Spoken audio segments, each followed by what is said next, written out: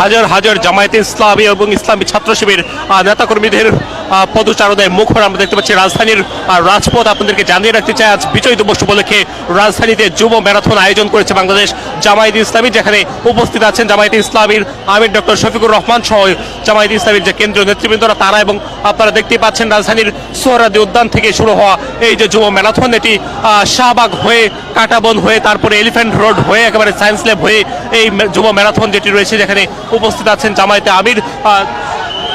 এই যুব ম্যারাথনটি ইতিমধ্যে আসলে রওনা হয়েছে মানিক মিয়া বিভিন্ন অভিমুখে, যেখানে তারা আসলে ম্যারাথন নিয়ে আসলে রওনা করছেন, যেমনটি আপনারা দেখছেন রাজধানীর শাহবাগ থেকে।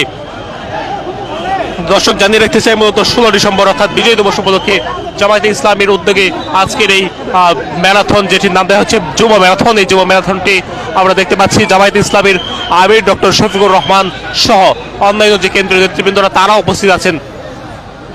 হাজার হাজার জনতার পদচারণায় মুখর আপনারা দেখতে পাচ্ছেন রাজধানীর রাজপথ। সকলের মাথায় লাল সবুজ ক্যাপ রয়েছে, সেই ক্যাপ পরে আসলে তারা ম্যারাথনে অংশগ্রহণ করেছে। আমরা দেখতে পাচ্ছি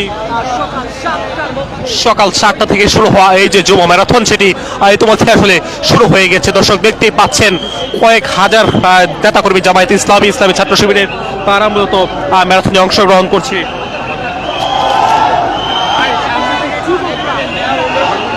দর্শক দেখতেই পাচ্ছেন নারায়ে তাকবীর, আল্লাহু আকবার স্লোগানে স্লোগানে পুরো এলাকা মুখরিত। মূলত জামায়াতে ইসলামীর উদ্যোগে আজকের এই যুব ম্যারাথনের আয়োজন করা হয়েছে, যেখানে জামায়াতে ইসলামী মূলত 16 ডিসেম্বর অর্থাৎ বিজয় দিবসকে ঘিরে মূলত তাদের আজকের এই আয়োজন, যেখানে আমরা দেখতে পাচ্ছি আজকে সকাল 7টা থেকে জামায়াতে ইসলামীর নেতৃবৃন্দরা তারা রাজধানীর সোহরাওয়ার্দী উদ্যানে জড়ো হতে থাকে। সেখানে গণজমায়েতে অংশগ্রহণ করে তারপরে আমরা দেখছি সোহরাওয়ার্দী উদ্যান থেকে জামায়াতে ইসলামীর যারা নেতৃবৃন্দরা তারা এখানে জামায়াতে ইসলামীর কেন্দ্রীয় স্থানীয় নেতৃবৃন্দরা তারা অংশগ্রহণ করেন, যেখানে ইসলামী ছাত্র শিবিরের সাবেক সভাপতি সহ বেশ কয়েকজন কেন্দ্রীয় নেতারা উপস্থিত ছিলেন।